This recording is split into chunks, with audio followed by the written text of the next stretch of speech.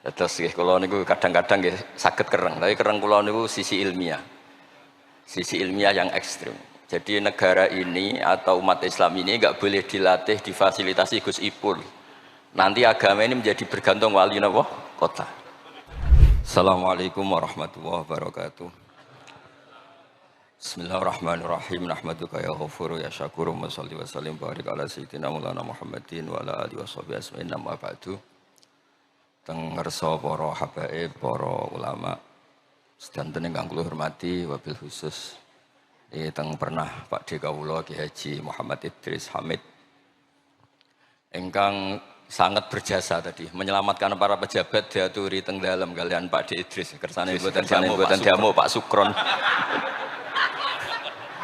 niku tak anggap prestasi terbaik di hal ini. Terus kula siap jadi korban ngajak Mas Samak kalian Mas Aziz sing ben diamuk ben ono. Alhamdulillah wau diseneni kena khitab nahi mungkar sing kereng. Terus kula niku kadang-kadang nggih saged kereng, tapi kereng kula niku sisi ilmiah. Sisi ilmiah yang ekstrim. Jadi negara ini atau umat Islam ini enggak boleh dilatih, difasilitasi Gus Ipul.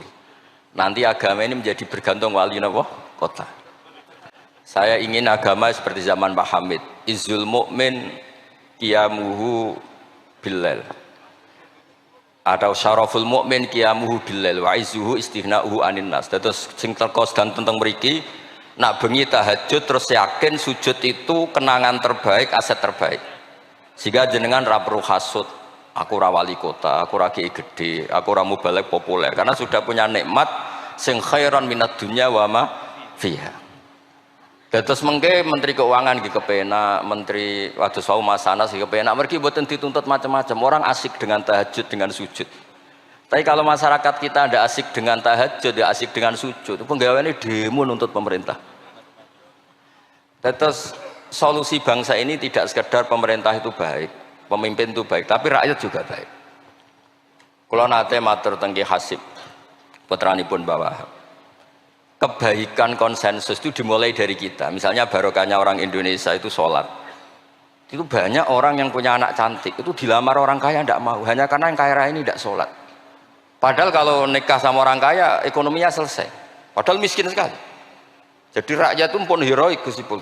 Demi cari mantu yang sholat itu direwangi di mantu melarat santri. Mergo sholat. Sing lamar sugih mboten sholat. Nah kalau rakyat sudah punya konsensus gitu, mereka tidak akan milih pemimpin yang terkenal tidak sholat, apapun baiknya sosialnya. Sehingga tolok ukur kebenaran ini menjadi tolok ukur politik juga. Kan nggak mungkin masyarakat yang sholat terus nganggap pemimpin yang baik itu yang tidak sholat. Masyarakat kita anti zina, anti prostitusi, karena itu fahisyah. Sehingga juga tidak milih pemimpin yang punya perilaku seperti itu. Masyarakat kita humanis, menghormati hak-hak orang lain, hak buruh, juga tidak akan memilih pemimpin yang jahat, yang sadis, yang macam-macam. Nah nilai bersama ini yang coba kita bangun. Tahu Dawe Pak Sukron bikin sakofa Islamiyah. Sehingga ini dimulai dari kita. Kemudian barokahnya ilmu, kalau kita sudah senang sujud, saya punya banyak hadis diantara dijelaskan setan itu paling menangis kalau melihat orang mukmin sujud. Kata setan itu, gara-gara sujud saya dikeluarkan dari surga karena menolak sujud tadi. Kalau niku Mbak Idris nate teng beberapa daerah yang luar biasa susahnya. Niku barokah boten bergantung wali kota Pak Ibu. Kalau jadi kiai gede paling nyesal itu satu. Kiai-kiai kecil itu di daerah-daerah tertinggal itu mendirikan masjid. Kiai nak pun gede kados kula diundang ning masjid disangoni kas masjid. Wong niku nyesal kula teng Pangeran Montek amen. Sing kiai cilik melarat muassisul masjid banil masjid sing kadang kiai gede kados kula disangoni dhuwit kotak masjid lha sing kiai cilik iku gawe masjid sing kiai gede entuk kok masjid itu barokahnya ilmu saya bisa istighfar. Kalau saya tidak punya ilmu seperti itu, tidak punya ilmu warok seperti itu mungkin bangga untuk sanggup kok kotak masjid niku bangga. Jadi saya mohon dah dilatih keilmuan itu dilatih sehingga barokahnya itu juga nura yamsi bihi finnas. Allah tidak ngendikan nura yamsi fil madaris wala fil muassasah wala fil masajid, tapi yamsi bihi finnas.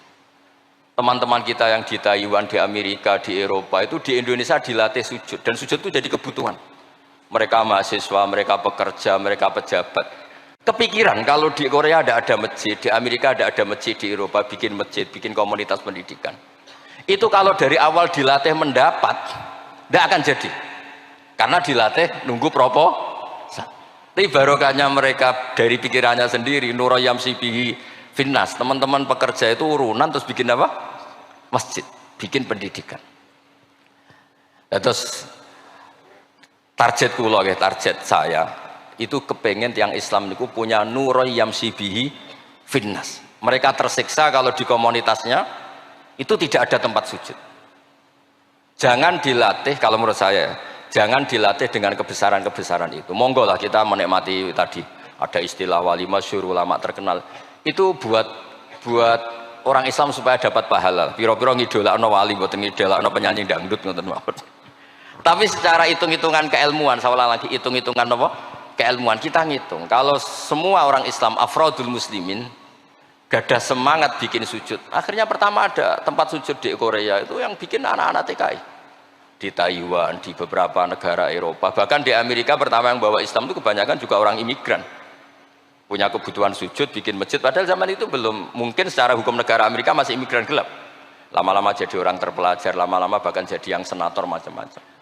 Itu dimulai dari Nuroyam Sibihi Finnas. Bukan dimulai dari kebesaran. Lalu kalau sajane nggih radi susah jadi kiai gede nggih susah. Susah wau. Takut saya tidak punya kecakapan lagi bina sing Nuroyam Sibihi napa Finnas. Nggih bapak kula niku akrab sangat kalian Pak Hamid karena Pak Hamid sepupu bahasa itu di antara dawuh yang diingat-ingat itu nur aku soleh-solehku dhewe kok terus wong sering ngekeki dhuwit. Maksudnya saya soleh-solehnya sendiri untuk taqarrub ila Allah kok orang ngasih fasilitas napa duniawi. Makanya terus beliau sakhok sekali karena itu menghilangkan hisab. Jadi itu satu-satunya cara untuk menghilangkan apa? Hisab. Kan kita soleh itu inginnya dapat pahala di akhirat. Tapi di Indonesia itu baik. Orang soleh pun dapat fasilitas duniawi. Menjual kesolehan itu gampangnya Masya Allah. Sehingga yang nggak soleh pun pura-pura soleh.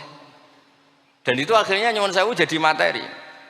Dulu kita nyari ilmu ikhlas. Makanya kata Mbah Mun itu jadi santri ikhlas di bang kiai kok sakit ya. Kowe nak dadi santri oke sapa mbok cucup. Tapi nek dadi kiai koyo saingan. Karena kayak rival gitu.